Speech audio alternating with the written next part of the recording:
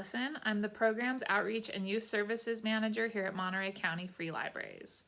Thank you for joining me today for a special Halloween edition of Book Chat Teens.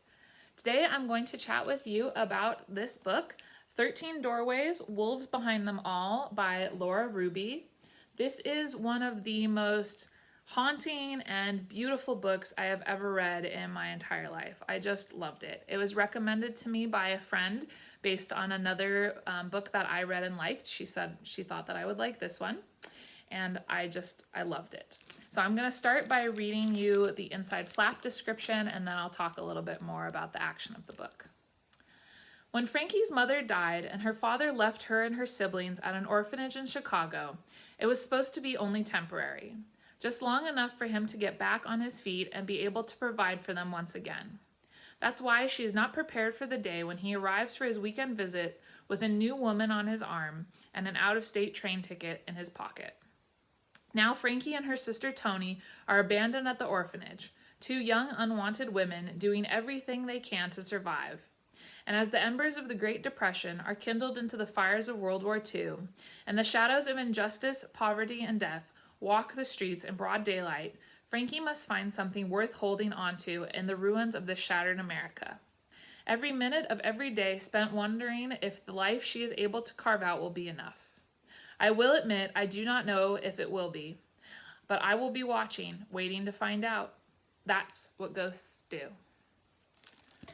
So, you read that and it's a pretty basic book description of what's going to happen. And then suddenly it takes this turn at the end where you realize that this summary isn't being told to you by the writer per se or the bookseller. It's being told to you by a ghost who is narrating this story. And so this book is about Frankie and her siblings and her sister Toni and Frankie's experience growing up in this orphanage.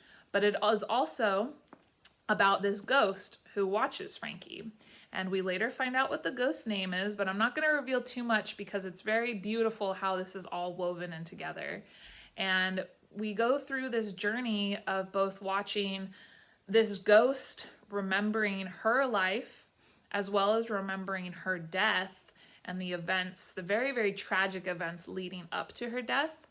We also get all of Frankie's experiences and what she's going through as a child who was abandoned at an orphanage during the Depression. And this happened pretty frequently. Families wouldn't be able to afford to care for their children, and so they would put them in orphanages where nuns and the church would look after and feed and educate and clothe and bathe their kids while they were trying to make ends meet and find work.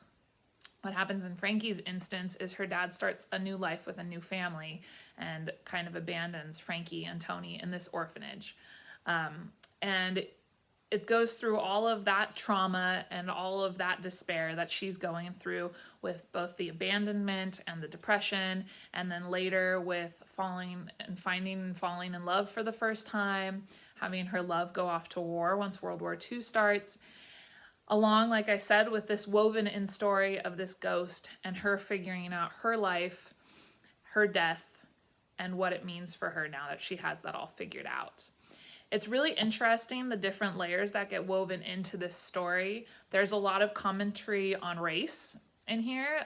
The ghost meets another ghost who is Black and has a whole story woven in about her relationship with a white man and what happened to her as a result of that relationship.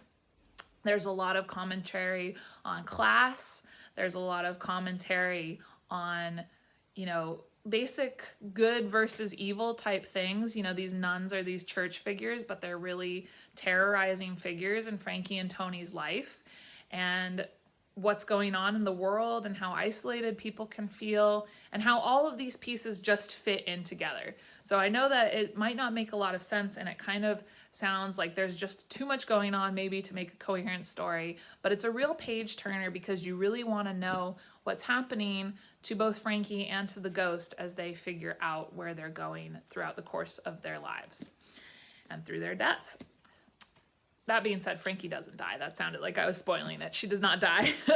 So anyways, like I said, it was a both beautiful and haunting book. It was very touching. I had moments where I felt shivers up my spine. It's not so creepy in like a Stephen King or like slasher kind of creepy, you know, murderers hiding behind the walls or that kind of stuff. It's just creepy in the basics of what humans can do to one another. That's what I found creepy about this, is it's very haunting to realize how cruel we can be to one another. And because there's a ghost in it, I'm throwing it into my Halloween books, and I hope that you'll check it out. Again, it's called 13 Doorways, Wolves Behind Them All by Laura Ruby. Great, great, great, great book. Probably one of my top favorites now. You can check it out at any of our branches, and I hope that you love it. If you have any recommendations for books you think I should read or any of our other viewers should read, please let us know in the comments below. Thank you for watching, and I will see you next time. Bye-bye, everyone.